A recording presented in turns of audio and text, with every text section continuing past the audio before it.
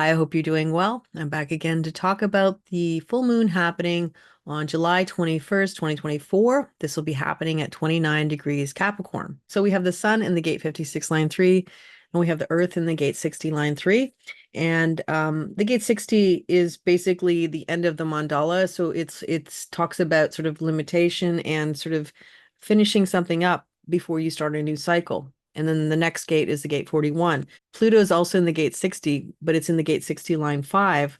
And so you have the two energies working together, the earth in the 60 line 3. The 60 line 3 is just getting tired of limitations, not wanting to be limited anymore.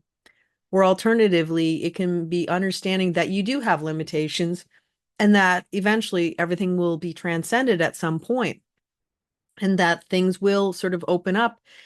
The thing about the gate 60 is this idea that if you push through a limitation before it sort of the obstacle moves out, basically you may never reach that level of transcendence that can come with a limitation being released. Basically, when you have the gate 60 line 5 being activated by Pluto, it's basically saying that you might even be encouraged to break through your limitations, to stop waiting around, to stop, that process of waiting for the knowing, waiting for the moment where things are ready to move forward. That path has been cleared for you.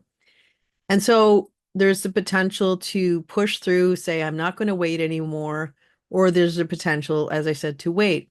If you do push through and decide that you're not going to, be within limitations anymore, you will not wait for that new opportunity to open up. You will not wait for that second piece to the whole process that you're trying to have unfold in your life. Then what could happen with this full moon is this idea that Pluto is in the 60 line 5, which is really talking about this idea of a new obstacle being put in your path as soon as you sort of push through one obstacle. So ultimately, the question is it worth your time to push through and maybe have a new obstacle meet you as soon as you get there? Or is it better to bide your time? And that's sort of the overarching question that is being asked. If you link it up to the gate 56 line 3, gate 56 is really about stimulation. It's called the wanderer, but there's also the perspective of it being a metamorphic gate that is basically bringing the energy of the gate 11 into being, into manifestation. So you have a story. Basically, the 1156 channel is all about stories. It is about how you tell the story of your life. It is about beliefs. It is about finding peace. It is about finding light. And when you have it with the gate 56, line 3, it's saying, maybe you don't want to wait for those ideas, that perfect idea. And in fact, you'll take any idea that comes through and try and sort of work with that energy instead of waiting for the limitation with the gate 16 line 3 to release itself, to bring that idea, because maybe you have an inkling of something that you want to do. There's an idea that you have to make your life better. And anything that's abstract is going to be cyclical energy. So when we do begin these types of new things, new ideas, there is a cycle involved with this type of energy. So what this is saying is that you might have had like sort of a little bit of energy, or maybe an idea that it seems pretty okay, but maybe it doesn't feel like it's that amazing epiphany that you want. And maybe you just want to go out with whatever little bit you have, and it doesn't turn out the way you want it to turn out. Let's look at this idea as being a secret, because we also have Venus in the gate 33 line 5, and that's abstract energy too. Now, as much as this can be about reflection or the end of a process, the other perspective is it is about secrets, because it does link up to the 13 and the 1333 channel, and the 33 is a throat gate. So anybody who has a hanging gate 33, please be aware that you might blurt out some secrets that you hadn't intended to, because this is giving it throat access to gate 33. Ultimately, what it's saying is that you might have this idea that is probably very good, very impactful, something that could potentially do good things for you in your life. But before it has come to that point of, okay, now it's time to release it into the world, you just want to let that secret out. You just want to just get ahead with it. Just do it, get it finished. And what's happening, you also have Jupiter in the gate 35, line 6, and this is bringing in this energy of wanting the muse to be there at your beck and call. In other words, trying to force the creativity, trying to force the idea to be fully formed when maybe it isn't. Maybe it needs more time. I mean, this is something that if you are a writer, and you're writing a chapter, and then you might have an idea of how you want it to play out, and then you sort of write something, and then later on you bring in more ideas of what you wanted to put into it. Like, it's almost like sometimes if you're writing something, you have it as a skeleton, and then you have all the parts of the being come together as you're writing it. So if you decided you have this skeleton of a story, an outline, and you make that a story, and you say, okay, well, this is my book. I'm going to go and publish this book, and it's going to be, my best book. So you go out and publish the book, and then later on, maybe people don't like it as much as you had hoped they would. And later on, you have all these great ideas that you want to put in this book. And yet it's already out into the collective.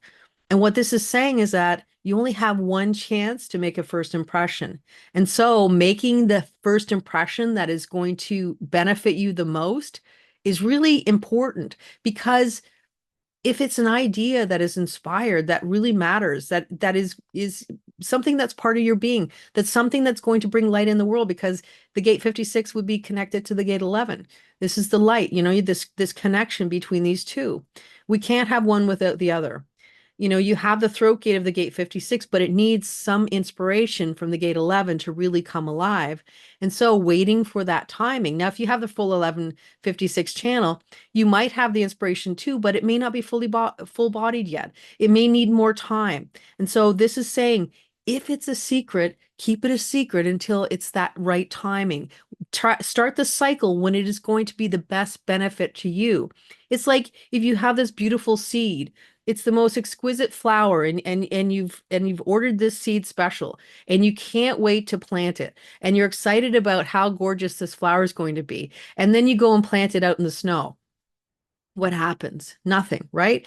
As opposed to, you wait, even though it's hard, you wait and you plant it when the timing is correct. And I can tell you this from the perspective of myself. I literally went out about a month ago, and I got a new blueberry bush, and I really wanted to plant that blueberry bush, but everything that I read said, do not plant the blueberry bush unless you're planting it in a very early spring or fall. But I wanted to plant it, and it was all full of blueberries. And I thought, I want to give you a new home. I want to plant you like right away. I want to make you comfortable. And I was really excited about it because it looked so healthy, and I was excited about it. And it took everything I could to not plant that blueberry bush, but I didn't. So I'm happy I didn't, because in the long run, it would have put it in shock, and it would not have been successful. I will repot it in the fall, but right now it's doing amazing. It's doing amazing without being repotted. But I had this feeling that it needed to be done right there.